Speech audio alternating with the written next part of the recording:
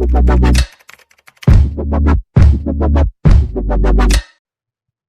आज के इस वीडियो में हम पढ़ेंगे production style engine x reverse proxy project. बहुत सारी टर्मिनोलॉजीज एक साथ बोल दी मैंने। इंजन एक्स बोल दिया, रिवर्स प्रॉक्सी बोल दिया, फिर हम बोल रहा हूँ कि एक प्रोजेक्ट भी बनाऊंगा। इसको इजीली ब्रेक डाउन करते हैं, लाइन बाय लाइन पढ़ने की कोशिश करते हैं। पहले हम पढ़ेंगे what is reverse proxy. Actually reverse proxy होता क्या है, इसको पढ़ने के लिए पहले हम जानते हैं व्हाट इज फॉरवर्ड प्रॉक्सी। तो अभी डे टू डे एक्टिविटी में क्या होता है, एक यूजर एक रिक्वेस्ट जनरेट करता है या फिर एक रिक्वेस्ट करता है। आपने www.google.com लिख लिया, वो सीधे जाएगा एक सर्वर पे जहां पे वो ऑलरेडी स्टोर्ड होगा वो एप्लीकेशन या फिर वो जो एपीआई है, और वो आपको रिस्पॉन्स दे देगा। फॉरवर्ड प्रॉक्सी में क्या होता है, इन दोनों के बीच में एक एक दूसरा प्रॉक्सी सर्वर आ जाता है। ये है प्रॉक्सी सर्वर। पहले जाएगा इस पे रिक्वेस्ट, फिर जाएगा सर्वर पे रिक्वेस्ट। अभी आप normal day to day activity में एक वीपीएन यूज करते हो। फॉर एग्जाम्पल, आप यहाँ पे इंडिया यूजर हो, आपको यूएस का कंटेंट चाहिए। ये जो भी एप्लीकेशन है वो यूएस में बेस्ड है। तो आप क्या करोगे, इस प्रॉक्सी सर्वर के थ्रू इस सर्वर को बोलोगे कि जो ये रिक्वेस्ट कर रहा है वो यूएस में ही बैठा है। जो हम डे टू डे एक्टिविटी में करते हैं, हम वीपीएन कनेक्ट करते हैं और हम अपना रीजन चेंज करते रहते हैं। जो सर्वर होता है वो भी अपना रिस्पॉन्स किसको देगा, वो भी देगा प्रॉक्सी को, और फिर प्रॉक्सी से रिस्पॉन्स जाएगा यूजर को। सो इससे आप एक प्रॉक्सी नेटवर्क को बीच में लेकर आ रहे हो, ताकि आप मास्क कर सको यूजर का रिक्वेस्ट और सर्वर को एक तरीके से बेवकूफ बना दो कि ये रिक्वेस्ट किसी और जगह से आ रही है। अब रिवर्स प्रॉक्सी क्या है, अब समझ लीजिए बहुत अलग अलग यूजर्स हैं। इंडिया यूजर्स है और अलग अलग यूजर्स है, ये इंडिया का है, ये यूएस का है, ये यूके का है, और ये ऑस्ट्रेलिया का है, कहीं का भी हो। ये सब रिक्वेस्ट भेजेंगे एक प्रॉक्सी सर्वर को। ये सब रिक्वेस्ट जाएगा एक प्रॉक्सी सर्वर को। एक प्रॉक्सी सर्वर को ये एक सारे रिक्वेस्ट भेजेंगे। फॉरवर्ड प्रॉक्सी में हमको पता था कि प्रॉक्सी स्पेसिफिक सर्वर को ही सारे रिक्वेस्ट राउट कर रहा है, बट रिवर्स प्रॉक्सी में क्या होगा, ये प्रॉक्सी डिपेंडिंग अपॉन, ये खुद जज करेगा कि इसको कहां भेजना है रिक्वेस्ट। तो ये डिपेंडिंग अपॉन उसके हिसाब से अलग अलग सर्वर्स को वो रिक्वेस्ट भेजेगा। अभी फॉर एग्जाम्पल अमेजोन का, अगर ये सब लोग अमेजोन के सो फॉर एग्जाम्पल ये सब अमेजोन के वेबसाइट पे जा रहे हैं, वहां पे अलग अलग एप्लीकेशंस पे, खुद के एप्लीकेशंस पे, अलग अलग जगह पे कोई जा सकता है, प्रोडक्ट्स पे जा सकता है, कोई पेमेंट्स पे जा सकता है। सो ये अलग अलग जगह पे राउट कर रहा है। एक तरीके से आप समझ लीजिए लोड बैलेंसर है। सारे रिक्वेस्ट को उसके अनुसार जो रिक्वेस्ट है वो खुद जज करेगा कि किस सर्वर को भेजना है। सो इस मैकेनिज्म को हम कहते हैं रिवर्स प्रॉक्सी। अब यहां पे मैं कह रहा हूं कि इंजन एक्स क्या है, ये जो हम लोग लिख रहे हैं NGINX, ये है क्या, ये एक्चुअली एक प्रॉक्सी सर्वर ही है।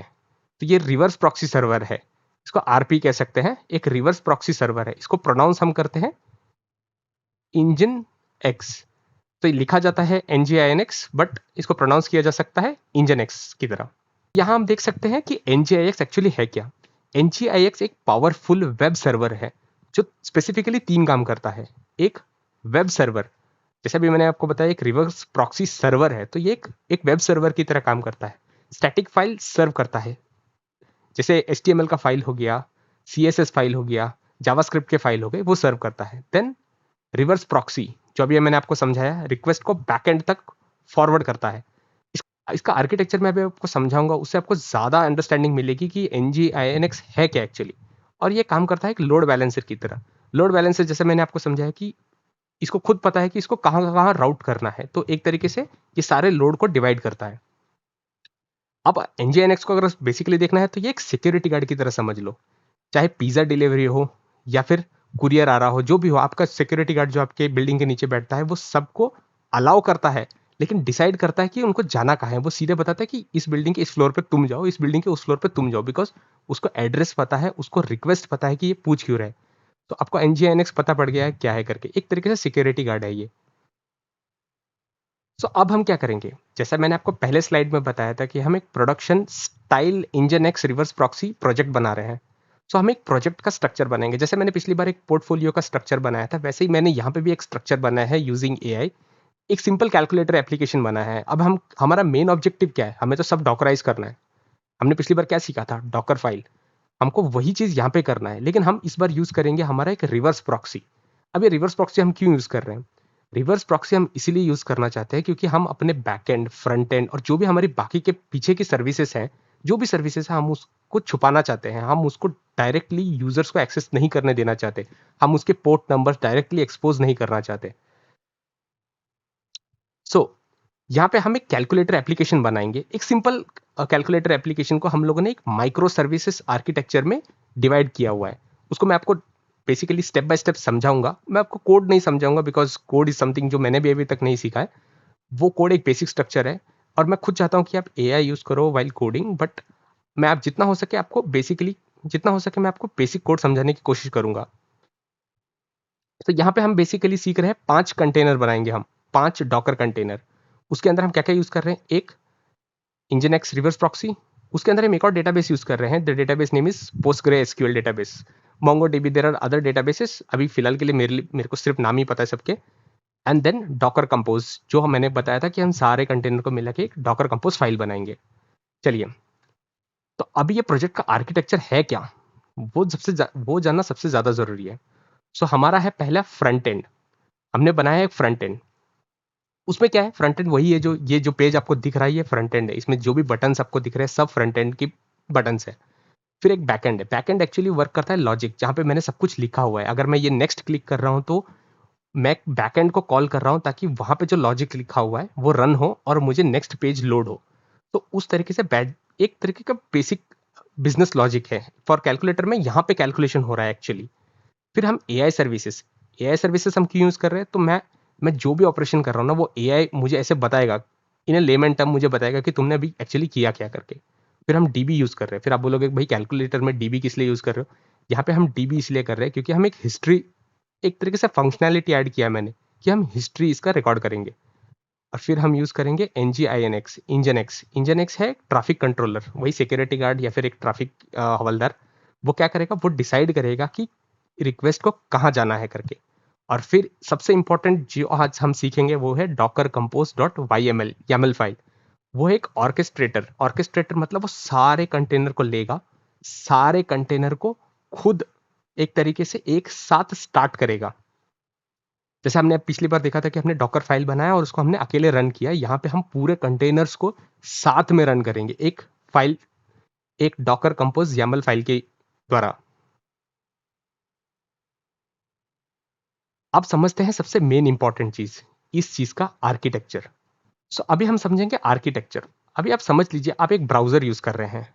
समझ लीजिए गूगल क्रोम है। आपने गूगल क्रोम में टाइप किया है www.google.com। ठीक है, आपने ये टाइप किया है। अब ये प्रोजेक्ट का बेसिक स्ट्रक्चर अंडरस्टैंड करते हैं। ये रिक्वेस्ट जाएगा, तो ये रिक्वेस्ट जाएगा सीधे पहले NGINX पे, इंजन एक्स पे। क्योंकि इंजन एक्स हमारा एक रिवर्स प्रॉक्सी सर्वर है। रिवर्स प्रॉक्सी, यहां पे हम क्या कर रहे हैं? सारा ट्रैफिक पहले आएगा इधर और ये डिसाइड करेगा कि सारा ट्रैफिक राउट कहाँ होना है। कहाँ होना है ये डिसाइड करेगा। यहाँ पे है फ्रंट एंड, ये है फ्रंट एंड। बीच में आएगा बैक एंड। और हम यहाँ पे एक एआई सर्विस यूज कर रहे हैं, तो ये होगा एक एआई सर्विस। अब बैकएंड है और हमने डेटाबेस यूज कर रहे हैं, तो हम यहाँ पे लिख सकते हैं कि एक पोस्ट ग्रेड डेटाबेस हम यहाँ पे यूज कर रहे हैं। अभी मैंने आपको कहा था कि हम 5 डॉकर फाइल बनाने वाले हैं। किसके किसके डॉकर फाइल बनाने वाले हैं? हम बनाएंगे NGINX का एक डॉकर फाइल, इसका एक कंटेनर बनाएंगे, इसका एक कंटेनर बनाएंगे, इसका एक कंटेनर बनाएंगे, इसका भी एक कंटेनर बनाएंगे और फिर डीबी का भी एक कंटेनर बनाएंगे। कितने हो गए? 1 2 3 4 5। तो हम 5 कंटेनर बनाएंगे, उसको एक स्पेसिफिक पोर्ट पर एक्सपोज करेंगे। समझ लीजिए वो हो सकता है पोर्ट 80। हमने 80 पोर्ट पे NGINX को एक्सपोज कर दिया। बट हमारे जो भी अलग अलग सर्विसेज हैं, जैसे फ्रंट एंड है 3000 पोर्ट पे चल रहा है, ये 5000 पोर्ट पे चल रहा होगा, ये 8000 पोर्ट पे चल रहा होगा, ये किसी अलग पोर्ट पे चल रहा होगा, ये 5001 पोर्ट पे चल रहा होगा। हम नहीं चाहते कि ये सारे पोर्ट एक्सपोज्ड हो। एक ही पोर्ट एक्सपोज्ड रहेगा, वो है 80। अब समझ लीजिए एक बिल्डिंग का वॉचमैन है, वो बैठा है डेस्क नंबर 80 पे। उसी बेंच पे जाके आपको पता पड़ेगा कि आपको जाना कहाँ पर है, किस दूसरे पोर्ट पे जाना है। आपको पोर्ट नहीं पता पड़ेगा, आपको बस पता पड़ेगा कि वो एड्रेस कहाँ है। आपको वही चीज़ आप एक्सेस कर सकते हैं जो NGINX चाहता है आपको दिखाना।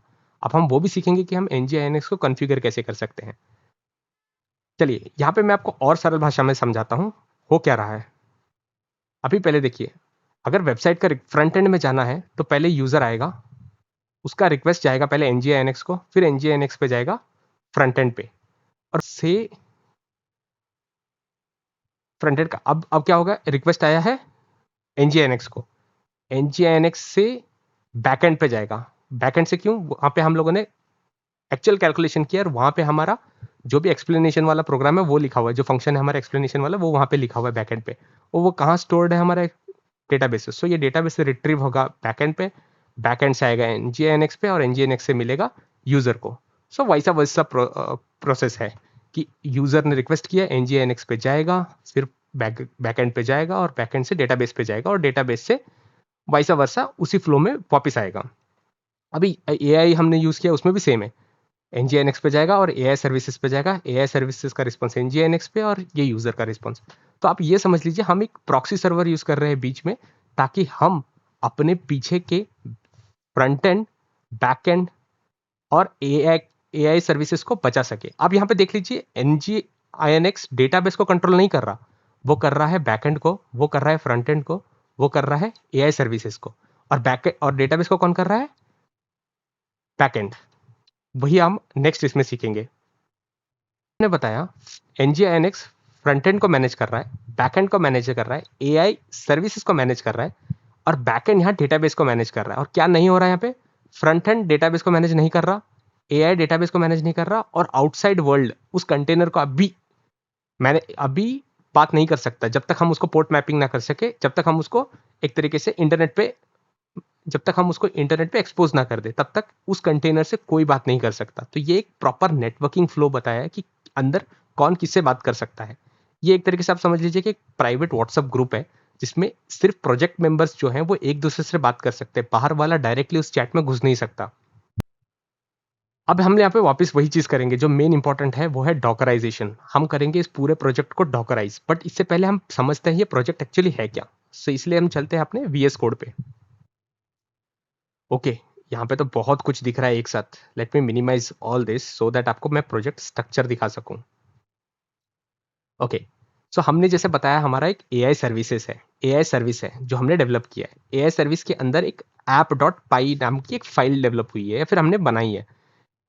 उसमें क्या है, अगर बेसिकली देखा जाए तो कुछ नहीं है, एक सिंपल से कुछ नहीं है। बेसिकली इन्होंने एक लाइब्रेरीज यूज़ की हैं, ये सब फास्ट API का लाइब्रेरी हमने यूज़ किया है। उसके बाद मिडलवेयर कोरस मिडलवेयर यूज़ किया है। ये मिडलवेयर एक्चुअली इसलिए यूज़ किया जाता है कि अगर रिएक्ट या फिर फ्रंट एंड एक दूसरे से कम्युनिकेशन करना चाहते हैं तो एप्लीकेशन एक्चुअली ठप क्रैश हो जाता है, क्योंकि वो रिसोर्स साइमल्टेनियसली शेयर कर रहे होते हैं। तो अगर ये हम लोग कोरस मिडलवेयर यूज़ करते हैं तो रिसोर्स शेयरिंग अच्छी होती है, तो इससे आपका एप्लीकेशन क्रैश नहीं करता और रिक्वेस्ट को अप्रूव कर देते हैं या फिर रिक्वेस्ट एग्जीक्यूट हो जाती है।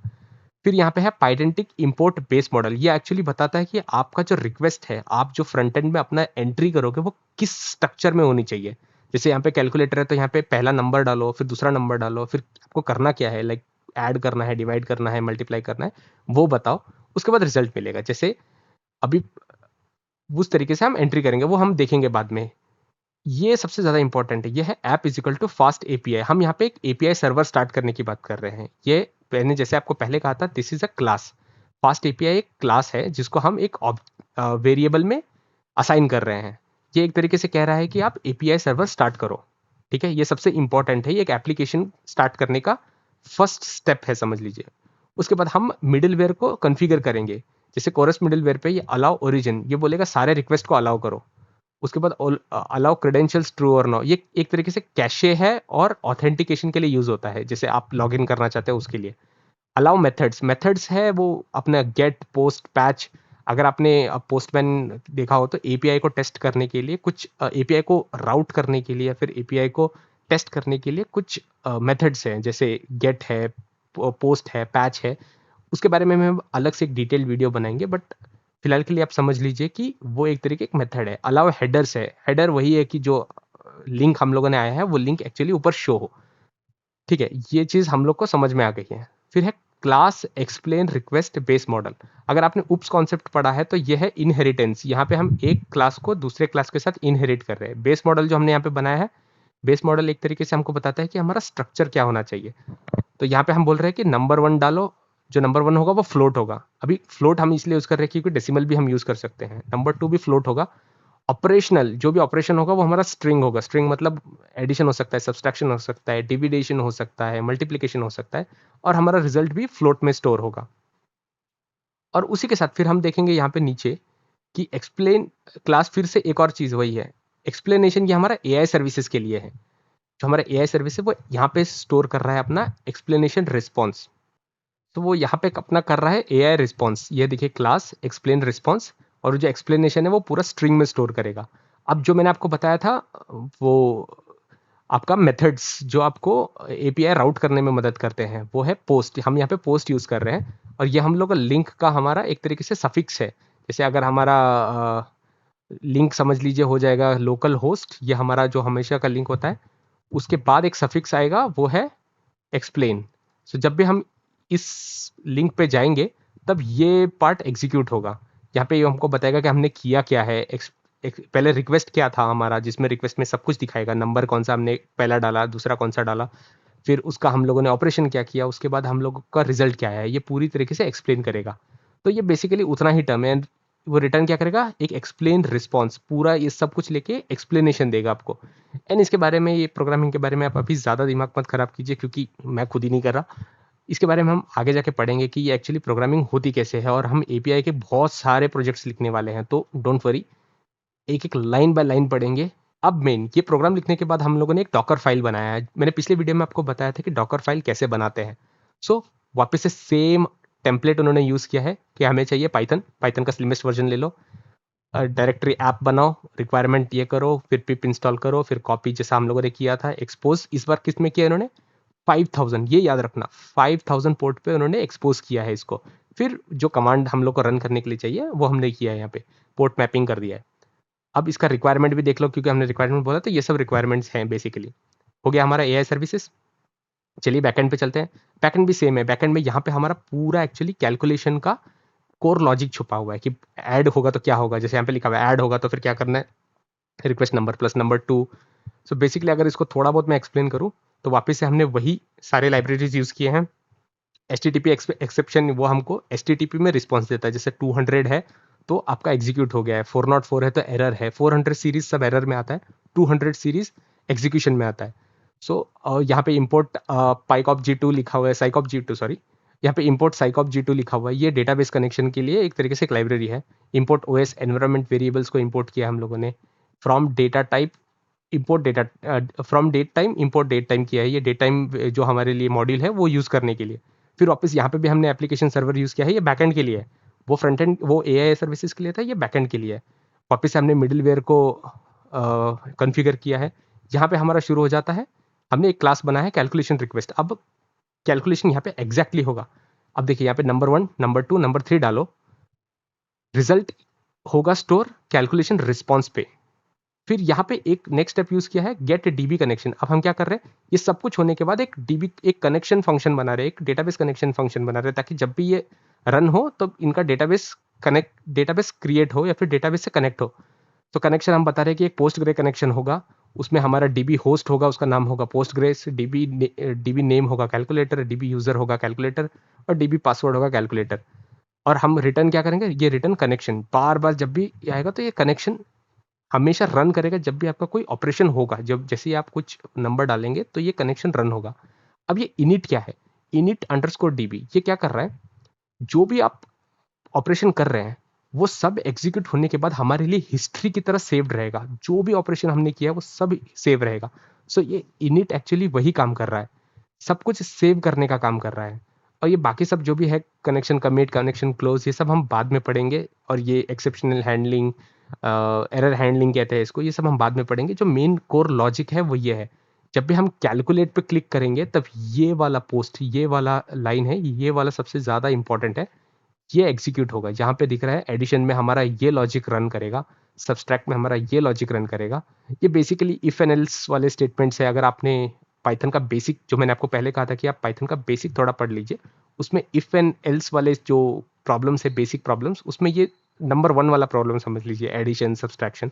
तो उस तरीके से आप आराम से इफ एल्स और इफ और जो नेस्टेड इफ्स होते हैं वो वाला आप पढ़ लेंगे तो आराम से हो जाएगा ये। उसके बाद ये प्रोग्रामिंग जितना आप समझ सकते हैं बेसिकली, उतना ज़्यादा दिमाग खराब करने की ज़रूरत है नहीं। बहुत कुछ लिखा हुआ है, कैन अंडरस्टैंड। इवन मेरे लिए भी बहुत कुछ, इतना सब कुछ देखना इज़ लाइक वेरी डिफिकल्ट। तो हम क्या करेंगे, अभी के लिए प्रोग्रामिंग को साइड में रखते हैं। थोड़ा मेन जो पार्ट हम सीख चुके हैं, मैंने उसके बारे में एक्सप्लेन कर दिया है। इसका डॉकर फाइल हम अंडरस्टैंड करते हैं। वापस से सेम चीज़ है, डॉकर फाइल का टेम्पलेट हमेशा सेम है। पाइथन स्लिम ऐप डायरेक्टरी में रिक्वायरमेंट में वही डाउनलोड करेंगे, सारा रिक्वायरमेंट रन करेंगे, कॉपी करेंगे। एक्सपोज इस बार 8000 पोर्ट पे किया है, पिछली बार 5000 पे हमने किया था एआई सर्विसेज को। इसको हमने एक्सपोज कहाँ किया है, इसको हमने एक्सपोज किया है 8000 पोर्ट पे। सारे पोर्ट्स याद रखना, because this is really important. हम जब डॉकर YAML बनाएंगे फाइल, उसमें हमें पोर्ट स्पेसिफिकली मेंशन करना होगा कि कौन सा कंटेनर किस पोर्ट पे हम लोग को रन करना है करके। इसका बेसिकली एक छोटा मोटा रिक्वायरमेंट है जो हमने ऑलरेडी लिखा हुआ है। तो हमने बैकएंड सीख लिया। डीबी में जाएंगे, इनिट एसक्यूएल जो मैंने आपको बताया था कि यहाँ पे कैलकुलेशन हिस्ट्री सेव होगी, सब कुछ नंबर 1 नंबर 2 नंबर, ये सब हमारा डीबी में सेव होगा। अब है डॉक्स HTML, ये मैंने बस ऐसे ही एक तरीके से इसका एक फ्रंट एंड बनाया है। अब फ्रंट एंड पे चलते हैं, जो कि मेन है। फ्रंट एंड एक्चुअली वापस से ये AI का काम है, ये अपना काम तो है नहीं, क्योंकि इसमें वापस से HTML, जावास्क्रिप्ट और CSS का यूज़ हुआ है जो हमको आता है नहीं। तो हमने बस अभी AI का यूज़ करके एक बेसिक HTML बना लिया है, एक HTML CSS और जावास्क्रिप्ट का एक बंडल बनाया है, जिससे हमको अपना फ्रंट पेज दिखेगा और उसका डॉकर फाइल आपको दिखेगा। सेम वैसा ही है। इस बार हम पाइथन नहीं इंस्टॉल कर रहे, हम फ्रंट एंड के लिए नोड इंस्टॉल कर रहे हैं। नोड का कौन सा वर्जन, 18 अल्पाइन। सो हम ये इंस्टॉल करके बोल रहे हैं, बाकी सब कुछ सेम है।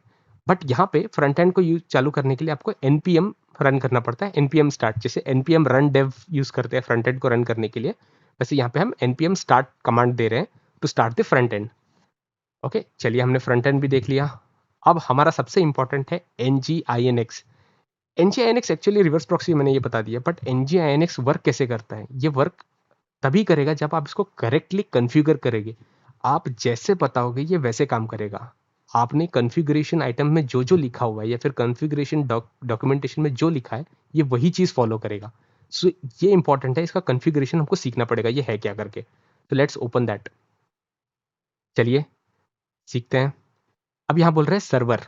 सर्वर हम बोल रहे हैं कि चलो nginx का सर्वर स्टार्ट करो। हमने स्टार्ट कर दिया, लिसन 80।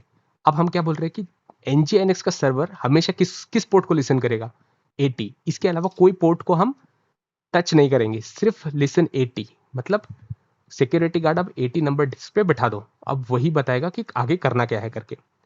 अब लोकेशन हम क्या कर रहे हैं, अब इनिशियलाइजेशन कर रहे हैं। क्या कर रहे हैं हम, यहाँ पे देखिए हम क्या कर रहे हैं, राउट टू नेक्स्ट फ्रंट एंड। मतलब हम अभी फ्रंट एंड को, अभी हम फ्रंट एंड का कॉन्फ़िगरेशन कर रहे हैं इनसाइड व्हाट, इनसाइड nginx। सो हम क्या बोल रहे हैं, लोकेशन है फ्रंट एंड, तो प्रॉक्सी पास हमको बताएगा कि अब हम ये जो फ्रंट एंड का जब भी कोई भी रिक्वेस्ट करेगा तो ये ऐसे नहीं दिखना चाहिए। ये फ्रंट एंड का जो भी 3000 पोर्ट है ना, ये नहीं दिखेगा। ये प्रॉक्सी पास हम लोगों ने nginx के थ्रू इसको मास्क किया है। इसको मास्क करने का मतलब ये है कि हमने फ्रंट एंड का जो कंटेनर है उसको हम लोगों ने एक प्रॉक्सी सर्वर के अंदर मैप कर दिया, या फिर हम बताएंगे कि सिर्फ फ्रंट एंड दिखेगा, इसका पोर्ट एक्सपोज नहीं होगा। प्रॉक्सी सेट हेडर और होस्ट, ये एक्चुअली क्या करता है कि उसका प्रॉपर होस्ट नेम जो है वो दिखाता है। ये एक्चुअली आप नहीं लिखोगे तो भी चलेगा, ये जो बाकी के लाइंस है, बट स्टिल मैं इसको एक्सप्लेन कर देता हूँ। जो हेडर होस्ट है, तो ये एक्चुअली बताता है कि होस्ट नेम क्या है। रियल आईपी जैसे हेडर एक्स रियल आईपी, ये nginx को बताता है कि यूजर का आईपी एड्रेस क्या है करके। फिर header forward proxy add forwarded for, ये एक्चुअली एक नेटवर्क को पूरा आर्किटेक्चर को फॉलो करने में ये हेल्प करता है, दिस कमांड। और proxy set header proto scheme के लिए हेल्प करता है, ये प्रोटो स्कीम। और ये जो भी है, ये आप अगर नहीं भी लिखोगे ना तो दिस इज इनफ, आपको सिर्फ इतना ही लिखना है, प्रॉक्सी पास HTTP फ्रंट एंड 3000। अगर मैं इसको हटा भी दूँ तो देर इज नो इश्यूज, ठीक है। और उसी तरह से मैं इन सबको भी हटा दूँ तो नो इश्यूज। अब आपको दूसरा देखना है जो मैंने अभी हटाया, उसमें लोकेशन API ये है। अब हम फ्रंट एंड फ्रंट एंड को हम खत्म कर चुके हैं, अब हम बोल रहे हैं कि एपीआई को कॉन्फ़िगर करते हैं। लोकेशन कौन सा है? एपीआई। यहाँ पे हम लोग को एक मेन चीज़ है, rewrite API dollar break, $1 break. ये एक्चुअली एक तरीके से सिंबल है।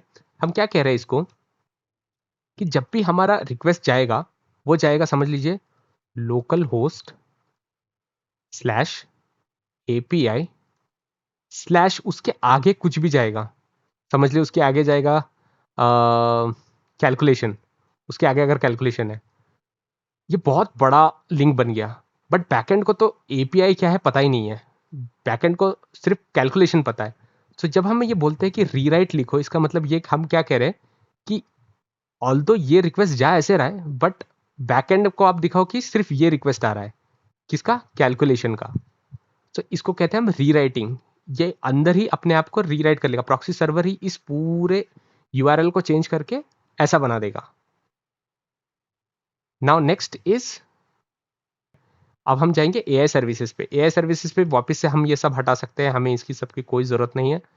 सिर्फ वापस से यही है कि रीराइट करते टाइम एआई की ज़रूरत नहीं है।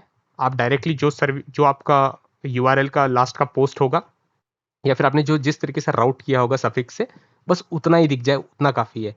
तो ये उस एक तरीके से रीराइट करेगा उस पूरे यूआरएल को, और फिर प्रॉक्सी पास करेगा एआई सर्विसेज को। और यहाँ पे पोर्ट दिख रहा है, बट वहाँ पे पोर्ट एक्सपोज नहीं होगा। हम आके देखेंगे वो कैसे। और इसका डॉकर फाइल बनाया हुआ है। इसके डॉकर फाइल ज़्यादा कुछ है नहीं, क्योंकि ये एक तरीके से वेब सर्वर है। तो हम लोगों ने क्या किया, NGINX, ये डॉकर फाइल भी एक्चुअली लिखा है कि आप ये जो देख रहे हैं first line from NGINX alpine, ये एक तरीके से एक डॉकर इमेज है जो ऑलरेडी ये डॉकर हब में ऑलरेडी प्रेजेंट है। तो वहाँ से पुल करो इसको, और यहाँ पे लिखा है कॉपी डिफॉल्ट कॉन्फ़िग। जो हम अभी फाइल बना रहे हैं, ये डिफॉल्ट कॉन्फ़िग को कहाँ कॉपी करो? From local to container. इसको कंटेनर पे कॉपी करो, ताकि ये हमारा जो भी कॉन्फ़िगरेशन है NGINX का, वो पूरा कंटेनर के अंदर लॉक हो जाए। Now comes the important part. अभी हमने सारे देख लिए, सबके अलग अलग कंटेनर हमने देख लिए, बट हमें सबसे इंपॉर्टेंट पता करना है कि हम इन सारे कंटेनर को साथ में कैसे चलाएंगे। भाई ये सब कंटेनर साथ में तो चलने चाहिए, तो कैसे करेंगे? तो हम बनाएंगे Docker dash compose dot YML file, YAML file. उसको कैसे लिखते हैं, दैट इज इंपॉर्टेंट। चलिए हम उसका एक आर्किटेक्चर समझते हैं। अभी मैंने जैसे आपको बताया, NGINX front end, back and, AI services. जैसे अभी हम लोग का ये आया, फ्रंट एंड पे आया, बैक एंड पे आया, AI सर्विसेज पे आया। मेन हमारा यूआरएल हमेशा यही रहेगा। हम लास्ट में हमेशा पोर्ट यूज कर रहे थे, अब हम पोर्ट नहीं यूज करेंगे। हमारा ये यूआरएल सिर्फ बेसिक यूआरएल रहेगा, और पोर्ट जो होगा वो अपने आप ही अंदर इंटरनली AT पे कनेक्टेड रहेगा, और बाकी जो रहेंगे ये पोर्ट एक्सपोज नहीं होंगे। ठीक है, अब यहाँ पे आ जाइए, इसके कॉन्फ़िगरेशन को हम लिखना शुरू करते हैं। वर्जन 3.8, ये एक्चुअली बेसिकली एक तरीके से हम लोग डॉकर को इनिशियलाइज कर रहे हैं कि एक वर्जन है डॉकर का। ये नहीं भी लिखेंगे तो भी चलेगा, this is not necessary, but Docker का एक वर्जन है 3.8, या फिर आप 3 लिख सकते हो, कुछ भी लिख सकते हो। नाउ कम्स हियर, अब हम कर रहे हैं इनिशियलाइज सर्विसेज। कौन कौन से सर्विसेज इस डॉकर फाइल के अंदर है, मतलब कौन कौन से कंटेनर होने चाहिए। पहला कंटेनर है हमारा फ्रंट एंड, ये है फ्रंट एंड। हम बता रहे हैं बिल्ड करो, हमने वहां पे सुना था डॉकर बिल्ड, यहाँ पे हम बोल रहे हैं बिल्ड। क्या बिल्ड करो? हमारा फ्रंट एंड। फ्रंट एंड यहाँ पे डॉट ये लिखा हुआ है, डॉट स्लैश। इस मतलब कहाँ जाओ आप? फ्रंट एंड के अंदर जाओ, फ्रंट एंड में जाओ, वहां पे आपको मिलेगा क्या? एक डॉकर फाइल। ठीक है, आपको वो बिल्ड करना है। कंटेनर का नाम क्या रखोगे? कंटेनर का नाम है कैलकुलेटर फ्रंट एंड। पोर्ट कौन सा है? हमने ऑलरेडी इनिशियलाइज कर दिया डॉकर फाइल में। अब ये डिपेंड किस पे करता है, मतलब ये डिपेंडेंसी क्यों बता रहे हैं? फ्रंट एंड डिपेंड रहेगा बैक एंड और AI सर्विसेज पे। अगर मैं कोई बटन दबाऊंगा तो पीछे कैलकुलेशन होगा, तो वो बेसिकली एक बैक एंड टास्क है। अगर बैक एंड ही नहीं चल रहा तो फ्रंट एंड अपने आप ही बंद रहेगा, और अगर फ्रंट एंड बंद है तो NGINX बंद रहेगा। तो इसके लिए अगर आपको फ्रंट एंड चालू करना है तो आपके लिए सबसे इंपॉर्टेंट है पहले बैक एंड और AI services up and running होने चाहिए।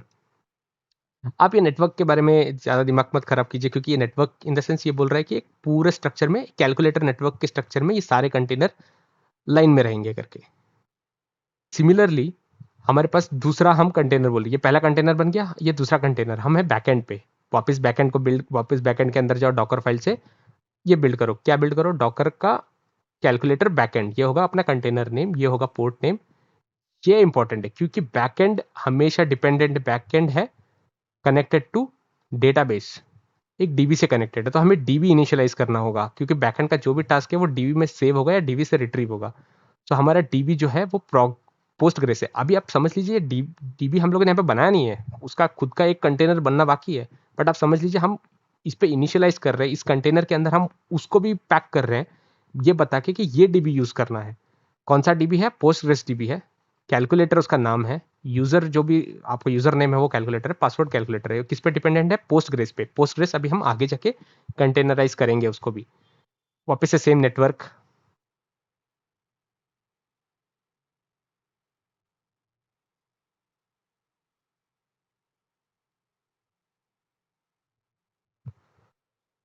Then third one comes our AI services. ये थर्ड कंटेनर में हम आ गए जहाँ पे हम बोल रहे हैं वापस से बिल्ड करो। क्या करो? एआई सर्विसेज के अंदर जाओ, कंटेनर बिल्ड करो एआई सर्विसेज। पोर्ट है उसका 5000।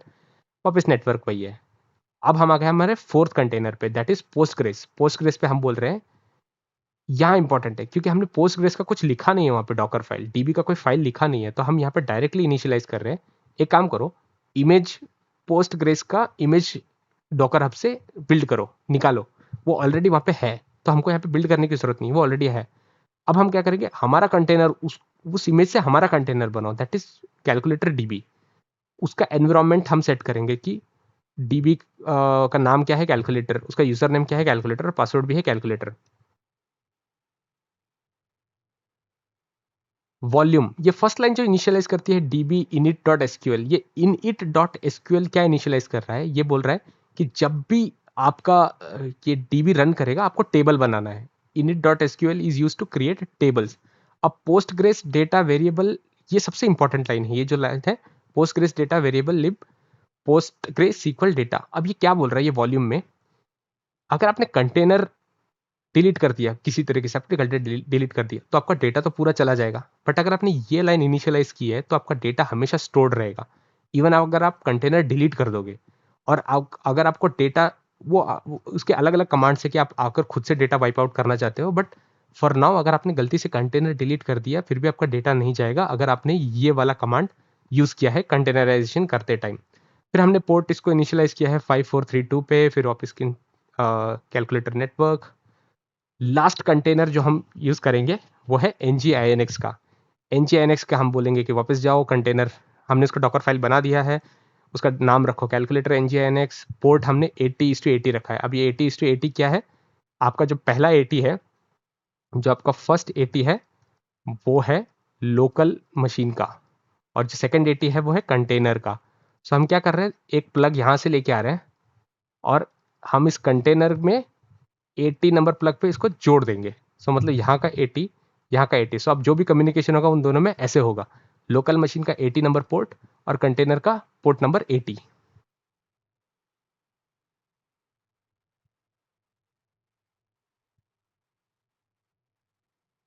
और जैसा हमने पहले हम लोगों ने सीखा था कि NGINX डायरेक्टली डिपेंडेंट है सभी तीनों बेसिक मॉड्यूल्स पे, that is front end, back and and AI services. Last में है वॉल्यूम पोस्टग्रे डेटा। जो भी डेटा है हमारा, जो वॉल्यूम है वो पोस्टग्रे डेटाबेस में सेव्ड रहेगा। और नेटवर्क का आप फिर से वो आप हटा भी सकते हैं, रख भी सकते हैं, there is no issue regarding that. जो नेटवर्क है हमारा कैलकुलेटर नेटवर्क है, ड्राइवर ब्रिज है। दिस इज जैसे बेसिक स्टफ जो हम एक्स्ट्रा एक तरीके से सुंदर करना चाहते हैं अपने डॉकर को। ये हमारा हो चुका है पूरा प्रोजेक्ट। ये हमारा हो चुका है पूरा प्रोजेक्ट एक्सप्लेनेशन कि हम लोगों ने प्रोजेक्ट आर्किटेक्चर बनाया क्या था। अब हमारा मेन काम शुरू होता है, हम करेंगे इसको डॉकर कंपोज, ताकि हम चालू करें सारे डॉकर एक साथ। सो अब हम, तो चलिए ओपन करते हैं एक टर्मिनल। अब हम करेंगे इसको रन।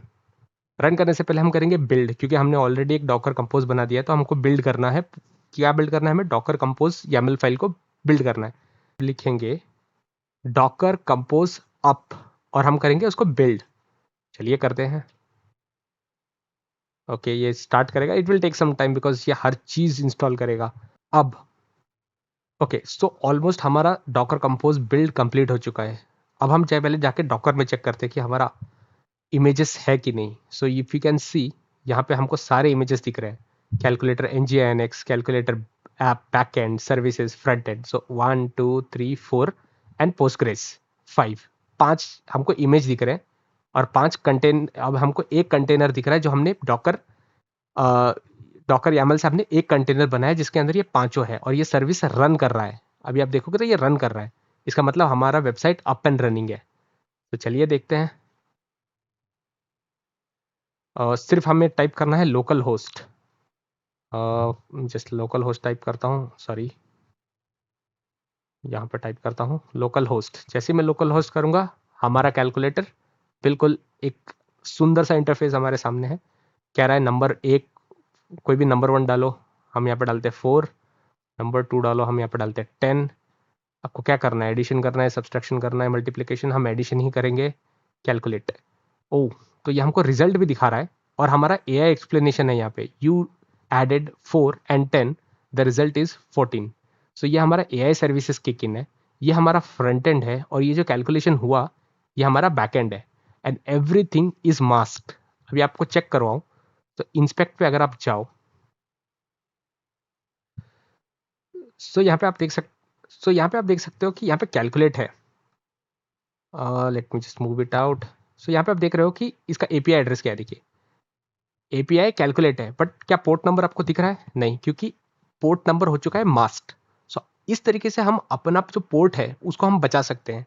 यहाँ पे आपको दिख रहा है रिमोट एड्रेस 80, ये सिर्फ पोर्ट दिखेगा NGINX का। तो हम वापस क्लिक करूंगा कैलकुलेट, पहले नंबर डाल देता हूँ 4 + 5, कैलकुलेट। या देखिए वापस कैलकुलेट आ गया, वापस एक्सप्लेन आ गया, but without their port names. NGINX का यूज़ करके हम अपने पोर्ट्स को मास्क कर सकते हैं and we can save our data. जो हमारे बैकएंड में जो भी हमारा इन्फॉर्मेशन है या फिर जो भी हमारे सर्विसेज है, हम उसको कैसे सेव कर सकते हैं using a reverse proxy server. और वो रिवर्स प्रॉक्सी सर्वर एक तरीके से लोड बैलेंसर का भी काम करता है। Reverse proxy, NGINX, Docker, container हमने कैसे बनाया, फिर डॉकर नेटवर्किंग, मतलब कंटेनर एक दूसरे से कैसे बात करते हैं। डॉकर कंपोज किया हम लोगों ने कि वो .yml फाइल जो हमने बनाया। फिर हमने रिक्वेस्ट राउटिंग, हमने कैसे देखा कि फ्रंट एंड किस रिक्वेस्ट पे चलता है, बैक एंड किस रिक्वेस्ट पे चलता है और AI सर्विसेज किस रिक्वेस्ट पे चलता है। फिर मैंने आपको आर्किटेक्चरल थिंकिंग दिखाया कि एक्चुअली इनका आर्किटेक्चरल ओवरव्यू है क्या, NGINX कैसे कनेक्टेड है इन तीनों मेजर सर्विसेज से। सो आशा करता हूँ कि आपको ये चैप्टर पसंद आया होगा, जिसपे मैंने ईजी एक्सप्लेनेशन दिया है NGINX के ऊपर, रिवर्स प्रॉक्सी के ऊपर, और इन दोनों को यूज़ करके हमने एक प्रोडक्शन स्टाइल प्रोजेक्ट बनाया है, एक सिंपल सा कैलकुलेटर बनाया है। सो आपको बस बेसिकली ये याद रखना है कि फ्रंट एंड बैक एंड को मास्क करने के लिए, छुपाने के लिए हमें यूज़ करना है एक web server, reverse proxy server, that is NGINX। ठीक है, और इसी के साथ मैं लेता हूँ आपसे अलविदा। फिर मिलूंगा एक नए चैप्टर में, ताकि मैं आपको सिखा सकूँ कुछ नया। तब तक के लिए शूट द ट्रबल।